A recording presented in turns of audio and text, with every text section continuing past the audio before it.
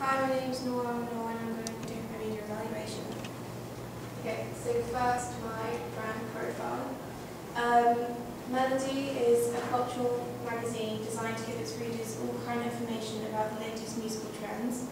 It focuses on a multitude of genres, but its readers mostly listen to folk music, such as Mumford and Sons, but they like to keep up to date with more mainstream music as well, like pop music and stuff like that.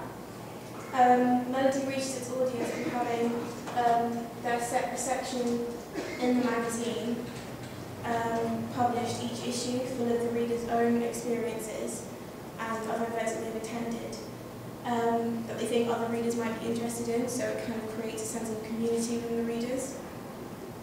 Melody also concentrates on upcoming artists, and therefore it's informative for readers as they're able to get the latest news quickly. It also means that new readers can read the publication. It doesn't have to just be the same people all the time. It's open to those new people as well. Okay, so the first question was, in what ways does your media product use, develop, or challenge forms and conventions of real media products? For my front cover, I kept to most conventions, such as having a strapline and dateline, eye contact from the models, and cover lines and barcodes. I've compared it to Rolling Stones magazine because that's the magazine I got most of my inspiration from, like having straplines at the top, also having like a red masthead as well. I use this combination of conventions because I thought it would be better and a lot easier to tell my audience what to expect in this issue. Like using the strapline, it doesn't make it overcrowded. It's quite simple in the way that it just says 3 artists' names, the vaccines, liberties, art monkeys, and they know that they're going to be in there. And it also it allows fans of these bands to be more interested in the magazine because they're like, oh, right, if they're in there, I want to know what they're doing, so it can appeal to like lots of different people as well. The eye contact from the models, using both of the magazines, I decided to stick with this type of photo, like the direct eye contact, because it can entice new readers into reading the issue and wanting to know what exactly they are, like who they are. The red font that I've used in the masthead grasps the audience's attention because it stands out from the surrounding text, which is all very white around here and it's quite grey. So having it red stands out, and it also kind of captures your eye and you can't miss it. Also, I called it Melody. I think it's fitting because it's a music magazine, so it has musical terminology there. And I think with my targeted audience, it would kind of appeal to them a lot more. They'd be able to get it a lot easier. The date line that I've used is unconventional, like the way I've used it, because it's not necessarily like under the masthead or just above the barcode. It's kind of sitting vertically on the last letter of Melody. So it kind of has like kind of edgy side, I guess, which is kind of what I was kind of going for. And also, if I put the date line anywhere else on the page, it just didn't seem to fit because it'd be surrounded by colour lines and you wouldn't really kind of notice it, and I wanted it to be noticeable. The eye flow that I've used is a backward S shape, whereas for Rolling Stones they've used a backward C shape. I think that the S shape is the most common eye flow and it's used in a large majority of magazines, and so I've stuck with that convention thinking that it's a lot easier to read because you're kind of drawn naturally with the direction of the text and where it's placed. And also it gives some kind of fluency to the reading, and it nicely leads on to the next page, the contents page. So for my contents page, the conventions that I've stuck to are editor's notes, which is here, page numbers, which is here in the articles, subscribe section, contact information, which is sometimes in magazines but not always, and articles. Using an editor's note, I found was quite a nice way to address the readers because it includes a brief overview of what they're expecting or what to expect in the issue. The signature that I've used here, though you can't really see it, is quite personalised and it gives it that kind of authentic feel. And I think that kind of like, I think my target audience really like authenticity in their products that they buy, and yeah, I think that that's something that they really like. The subscribe section is conventional, and it's seen in pretty much all magazines. Like they want you to subscribe to get a free magazine or just to get more readers into it. And I think that my readers will definitely subscribe to my magazine because it applies to them a lot and it fits around them quite well. The editorial pillars here, there's only 4 of them. They structure the page quite well, I think, because all the articles that are going to be in this issue, this publication, it's like singled off, so it makes it a lot easier for them to find what they want most from what they've seen on the front cover, the articles. They're able to see it. The image wall that is seen here on the Rolling Stones issue, I didn't really want to do that with mine, and I broke it. I broke that convention.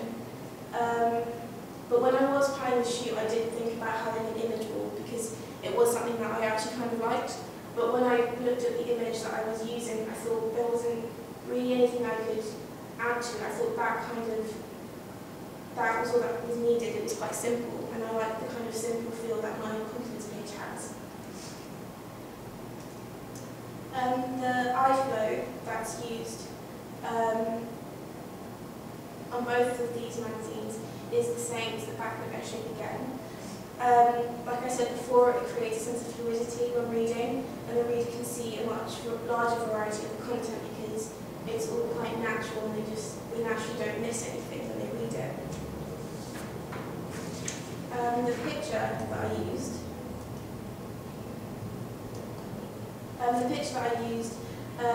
I edited, so like as you can see here before it was quite dull. Please pop to reception. Thank you. The one I used before was quite dull and lifeless, and there wasn't very much contrast in it, but you couldn't really see anything. And also there's quite a few blemishes on their skin.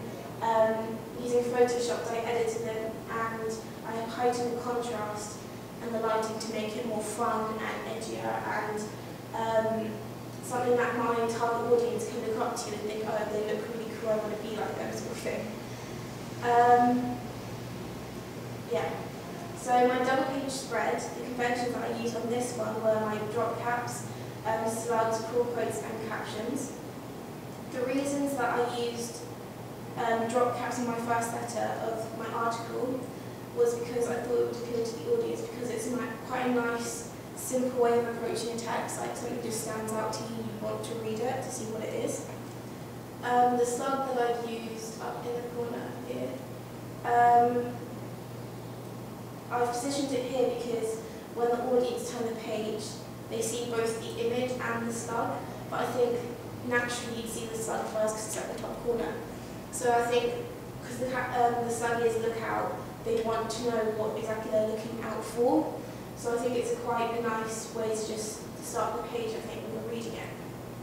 And the call quotes I used further increase and entice the reader's interest in the article, as I've got in a part of the text, like the part of the response from the interview that I did. I got a part of that text and I put it in a bubble.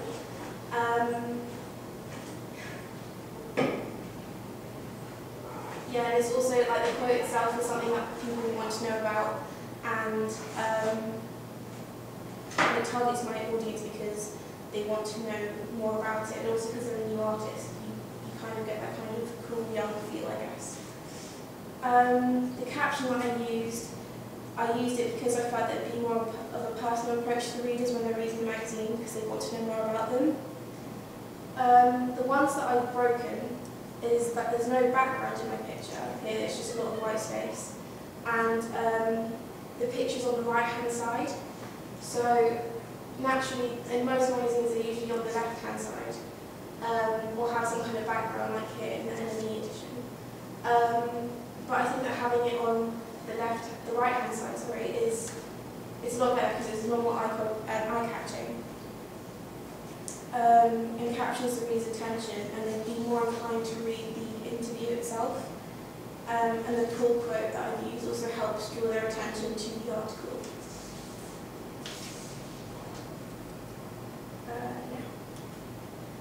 So the eye flow in this double-page spread is a C shape, and it allows the audience to start with the slug and work their way back from looking at the slug to the pull quote to the article title and down through to ending at the caption at the bottom. It's quite an easy way, to read it. It's quite got a kind of easy feel to it. Okay, the second question was, how does your media product represent particular social groups? The social group that I would use for my target audience are explorers who seek discovery and are the first to try new brands. This is because even though my magazine may have inspiration for other music magazines, it's still different in the sense that it approaches different genres and the text and the form are quite different. Also, my target audience is quite young, aged between 16 to 25, and the type of music that will be talked about is music that will be talked about with most people their own age. However, the content is quite versatile as well, so anyone can really read it. I think they're depicted in the BE bracket, even though some of them are not necessarily working or pensioners, but I do think the majority of them within this group are part of the social group that I'm aiming at, in the sense that they always want to look for new music. Question 3. What media institute can I distribute your media product online? I looked at IPC Media and Bauer Media, and IPC Media has NME, which could be a competitor, but they don't really have a large range of an audience, and also their genre is quite different from my own. IPC, they reach more women than men, and my magazine targets both males and females. They don't have a lot of experience as well when it comes to advertising music products, and music magazines, so there'd be a problem in the development of my own publication. Bauer Media has Q Magazine, and even though its target audience is quite different to mine, because it reaches over 25-year-olds, it's still kind of similar to my own. They also have Kerrang, which aims towards a completely different type of audience from my own as well. And I think that there is a space for my product with this institution, because mine's aimed at a lot younger audience, 16 to 25, and the genre is more versatile. Also, Bauer Media are also able to reach worldwide, going in loads of different countries, and they're quite good online as well. They have lots of websites and are quite familiar with music genres. Question 4. Who would be the audience for your media product and why?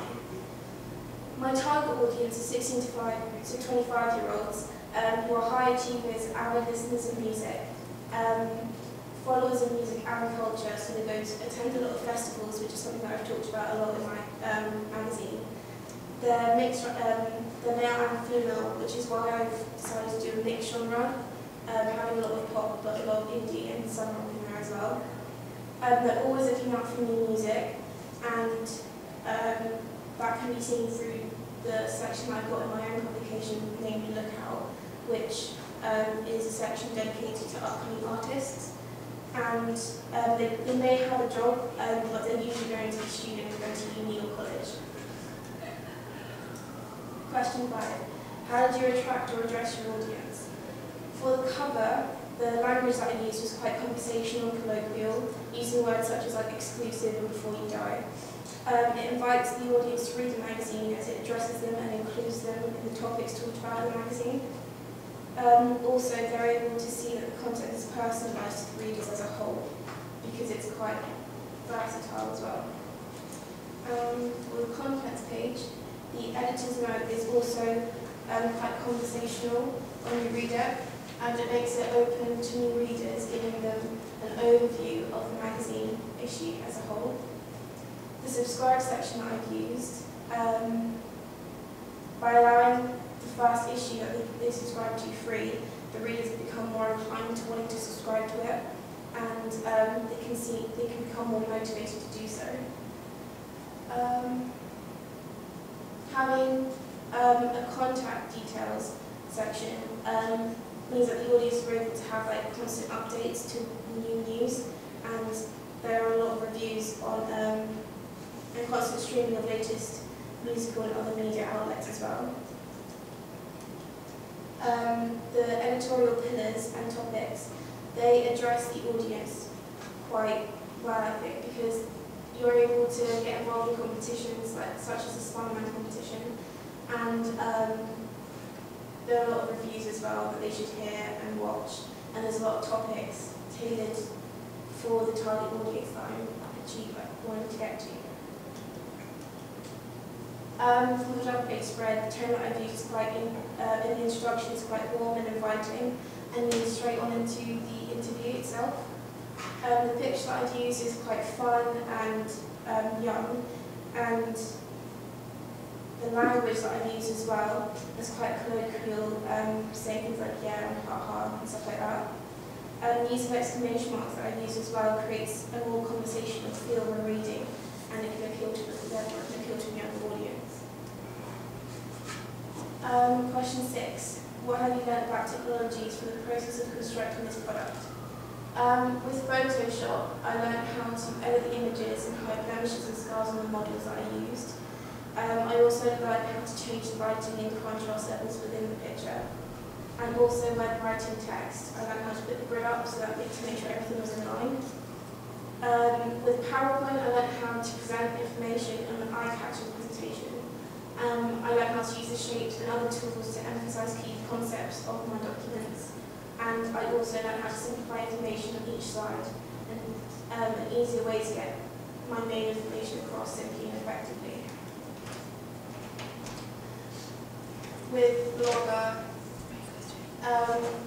I used Blogger to upload presentations and publications. All I had to do was really just paste the URL or embedded link into the compose section, and then giving it a title, publishing it. With SlideShare, it made my presentations look more professional, and it was easy to upload with that as well, because all you needed to do was paste the embedded link, then press upload, and it was done. Question 7.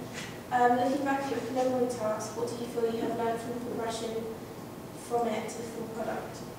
I think the improvements that I've made in my cover are making the cover lines stand out a lot more, and having dates, barcodes, eye contact from the model and the reader, and it makes it a lot easier to look at. Also, having the masthead bright red makes it stand out a lot more eye-catching, and something that the reader can easily look at. My contents page, it was quite plain, my first one, and there was no real range within the content of the magazine, and the pictures weren't really that diverse, they were quite similar. I think with the one that I've done, the latest one that I've done, there's a lot more information on there for the readers to look at. There's a lot more diverse information as well, a lot of different type of content, and there's a lot more of a structure to it as well. And that's it. Thank you.